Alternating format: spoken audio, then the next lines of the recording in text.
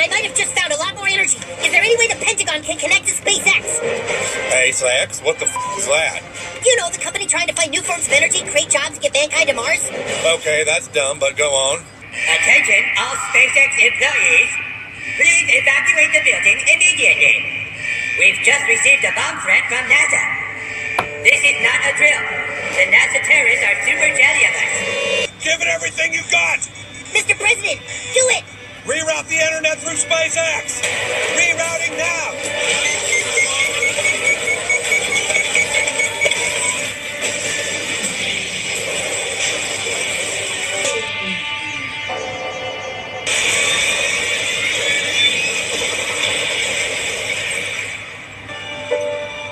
Well, looks like you're gonna have to kind of start over, huh, Elon?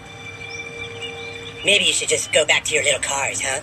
In the numbers that are so important, as well as any guidance that the company gives with regard to things like future models, et cetera. But again, Tesla missing on the top and the bottom line. Not a huge surprise given how weak the first quarter was. But again, 27 cents a share versus the street at 39 cents a share. Morgan and John, I'll send it back to you. Department of Government Efficiency, or doge.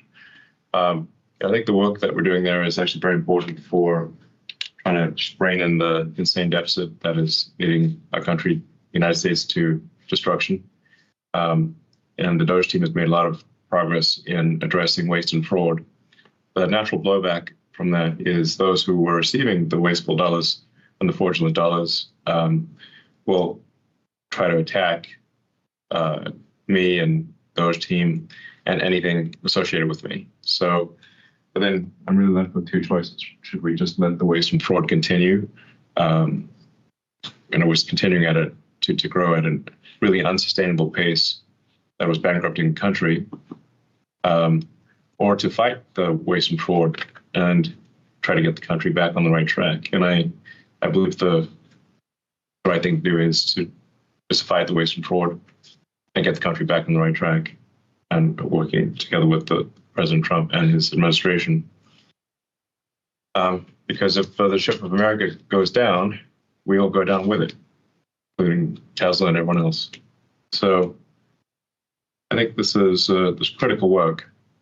Now, the protests that you'll see out there, they're very organized, they're paid for. They're obviously not going to admit that the reason that they're protesting is because they're receiving fraudulent money, or that they're the recipients of wasteful largesse, but they're going to come up with some other reason. But that is the real reason for the protests. The actual reason is that those receiving the waste and fraud wish to continue receiving it. That is the real thing that's going on here, obviously. So now that said, I do think there's the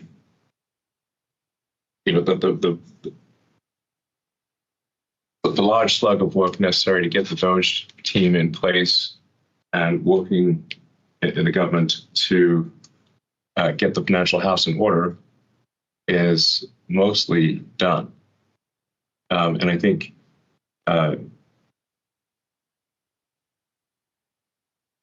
starting probably in next month, May, my time allocation to doge will drop significantly. I'll have to continue doing it for, I think, probably the remainder of the president's term, just to make sure that the waste and fraud that we stop does not come roaring back, which we'll do if it has the chance. So I think I'll continue to spend, a day or two per week on government matters for as long as the president would like me to do so, and as long as it is useful. But starting next month, I'll be allocating far more of my time to Tesla. And now that the major work of establishing the Department of Government Efficiency is done. So,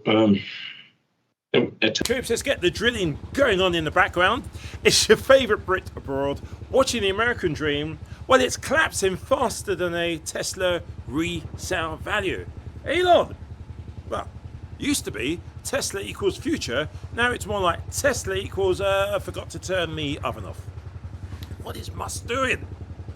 Orange nosing? Not sure it's winning. Look, Tesla shares are nosediving like they were piloted by Rudy Giuliani on a Red Bull binge. Or the woman at Fox. Sales down 30%. Resale value is somewhere between a broken Roomba and what's her name? Judge Winebox's Dignity. She's lady on Fox.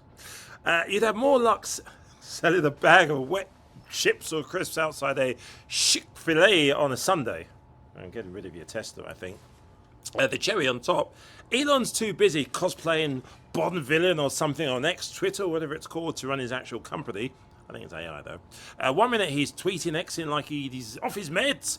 The next he's playing footsie with cable news coverage is America's daily pantomime. Oh, no it is. Oh, yes it isn't. And how's America cable news handling this anyway? CNN's like, this could signal an EV crisis. Meanwhile, Fox Business, is there any business news on Fox? Is there trying to polish this turd like Tesla's loss is a win for hard-working American pickup trucks? Yeah. Mate, your viewers still think Bluetooth is witchcraft, and the last electric thing they trusted was probably a George Foreman grill. Who actually gets business advice off of Fox Business? Anybody? Didn't think so. We move on. So, you've got to use Tesla in 2025. Here's how you shift it. American style. All right? List it as a pre-owned Freedom Cruiser. Bonus points if you say it was blessed by Donald Trump at a Waffle House ribbon or a car sales show going on outside the White House. Tell Fox and Friends it runs on raw patriotic feelings. They'll think it's a tank and send Brian Kilmeade to test drive it with, I don't know, a bald eagle in the passenger seat. Or Larry, look at me, I got a job, I'm on the TV. Is Lawrence still at Fox and Friends? If it's red, call it the MAGA model. Just remove all logic, science and brakes. The reality check. We're going to do the British reality check. I'm just saying. If a car depreciated this fast in the UK, we call it, well, cursed. Over here, Americans are like, it's not a mistake. It's a learning opportunity. I promise you, that is the nonsense coming out of Fox. I mean, they were talking about headset. Anyway, here's my advice, if I can get in before the drill starts drilling again. If you've got to use Tesla, don't sell it. Turn it into a food truck or a tiny home, or better yet, donate it to Fox News so they can finally report on something that's actually moving forward.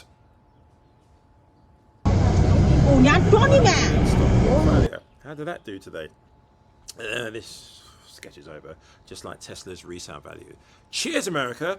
Don't ever change, but maybe do one thing. Yeah? Don't take Elon Musk too serious. Oh, you already bought the car. You have Good luck. actually very difficult Martha, sweetheart, listen to me. Please don't call me sweetheart. It actually does. I'm sorry. My bad. It actually does matter. But if you remember my first week, I was standing here, Paul, and they were screaming about eggs. The cost of eggs have gone through the roof. They were up like 500%, crazy, like 4 or 5 times.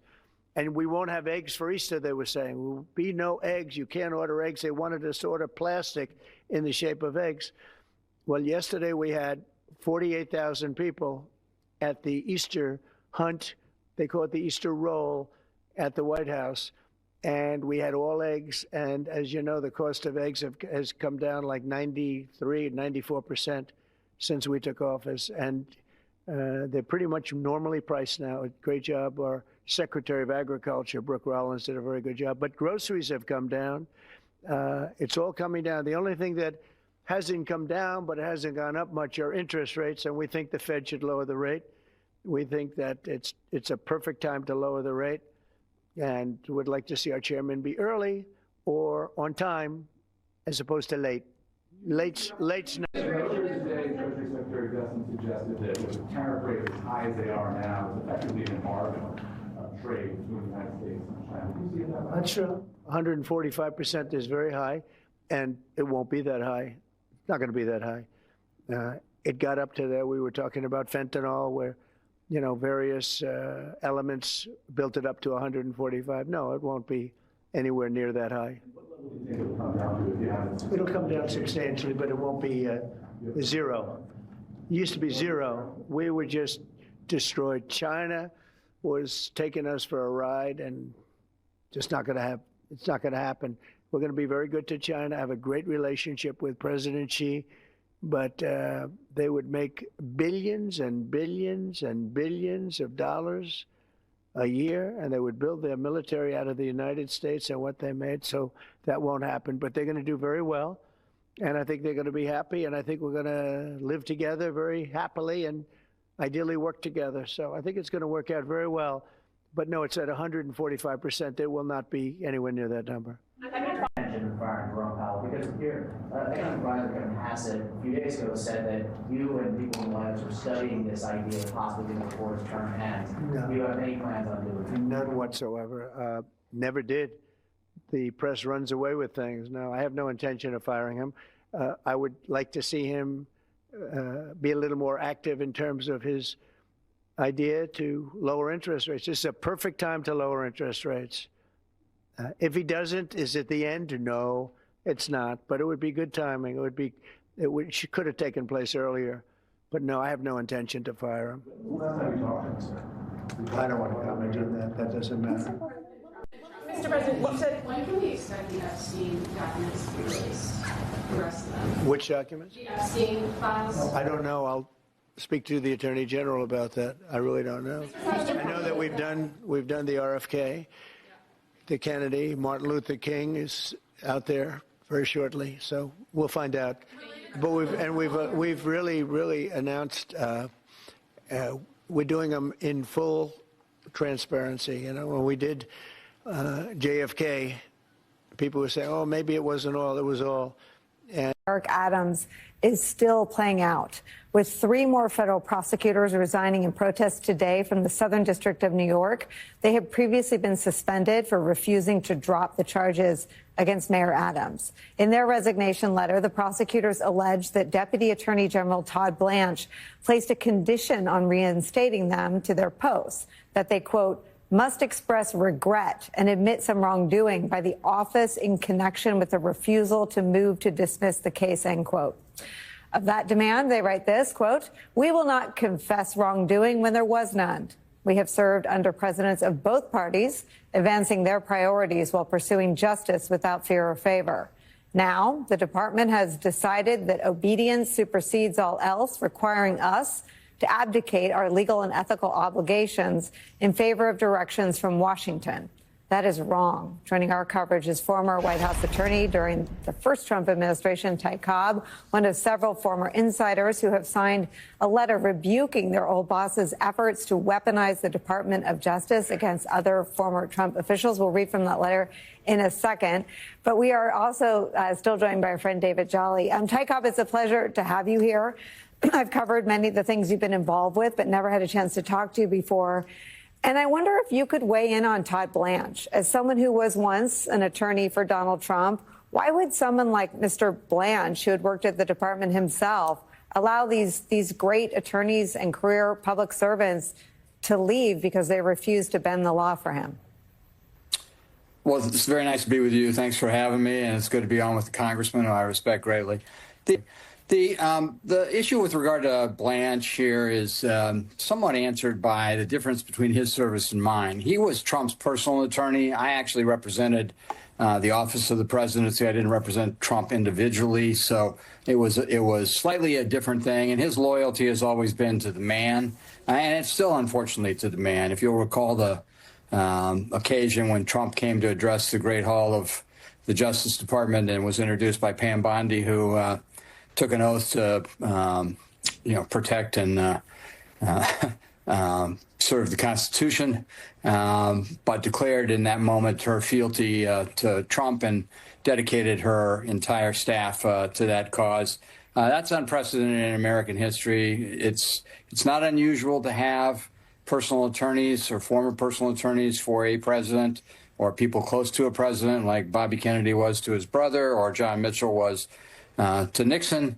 Although the John Mitchell to Nixon parallel is frankly probably relevant here, because her lawlessness has already drawn the commentary of the Fourth Circuit and probably cost the Justice Department the centuries-old presumption of regularity that allowed the Supreme Court and other courts to accept government representations as true.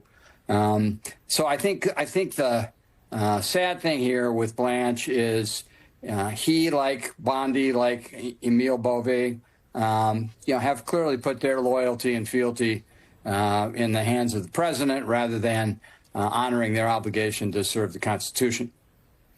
Where does that end? I mean, where does that land us as a country?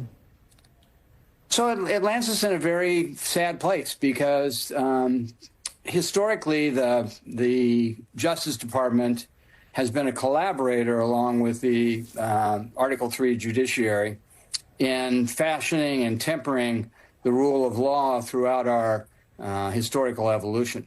The Justice Department's job to present the interests and beliefs of the executive branch and the judiciary's obligation to take that into consideration, but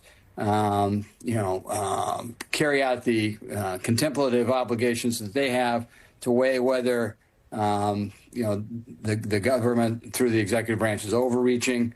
Has been a back and forth that's been a collaboration over time. But now, because of her abject defiance and disrespect, which has drawn the interest of judges, including the Supreme Court now, and certainly Judge Harvey Wilkinson from the Fourth Circuit last week, when he highlighted the fact that her conduct and that of her department was likely to cause great difficulties for the country unless they abandoned that course and resumed a dedication to the Constitution.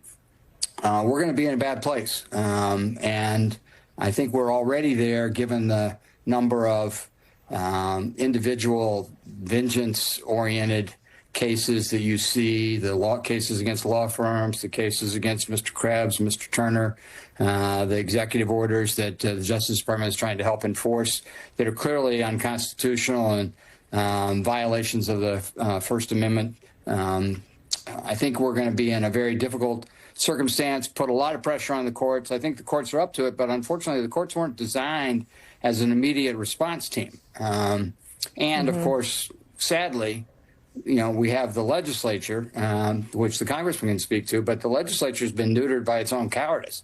They're really not even participating in this war that's going on for the future of our country. Yeah, I mean, that's a perfect description of where we are, neutered by cowardice. I mean, what does Mitch McConnell have to lose? I want to bring David Jolly into this as well. I mean, David Jolly, Mitch McConnell is someone who has talked about the courts, who seem to work. I remember interviewing him in 2016 on the set of Morning Joe about his support for Donald Trump. And he had in his pocket a list of all the judges that Trump had promised to appoint, and it was his rationale for his endorsement of Donald Trump. All those judges are now screaming as loud as a judge can scream about Donald Trump doing things that are both unconstitutional and illegal. Yeah, Nicole, look, I think Ty's exactly right. The courts are doing fairly well, certainly not in all cases. There's been a lot of room for criticism. But I think the important thing here that Ty's speaking to is there is a latency for the courts to respond to a national emergency and to a chief executive who is acting outside of his constitutional authority. And in this case, a Department of Justice who's no longer a collaborator with the Article III courts. And so the other role of Mitch McConnell is not just to appoint the judges that administer accountability through the judicial branch, albeit with some latency, but the role of the Congress and of the legislature is to be the first people at the fire when it occurs. I mean, the ultimate powers of oversight and impeachment could be done in a week if necessary. And you could argue right now, Donald Trump has confronted and belittled the power of the legislative branch through violations of the Impoundment Act. He certainly belittled and ignored the powers of the judicial branch by both the suspension of due process as an administration of justice under the Department of Justice, but by ignoring the courts. And so what is the answer? What is the immediate answer? Who should be first to the fire when a chief executive is violating the Constitution as Donald Trump is? That's a political question for the Congress to step in the breach and say, no, Mr. President, we're not going to allow you to do that. But they've collapsed in among themselves. And I think the national anxiety here, Nicole, is that we are watching institutions and systems fail. Dangerous PFAS chemicals, forever chemicals linked to significant long-term health conditions. What do you make of them heralding something specifically like that about PFAS and then doing what they're doing with this EPA regulation? Yeah, well, I mean, what it shows is that there's some cognitive dissonance here, that they're actually engaged in, supporting measures that are actually antagonistic with respect to other measures that they're supporting, that they are at odds with each other, because while they might be claiming that they're trying to reduce the use of paper straws that do have certain dangerous chemicals in them, when you look at their overall policies, they are actually paving the way for polluters to dump far more of these extremely dangerous PFAS, these forever chemicals into our water supplies and of course, in pollution into our air. So they're claiming to do exactly the opposite of what they're doing. And they're hoping that people won't take them to task. They're hoping that journalists won't the agenda of the polluters whose pocket they're in. Michael E. Mann, thank you so much for being with us. We really appreciate it. It's always great to have you. And still to come.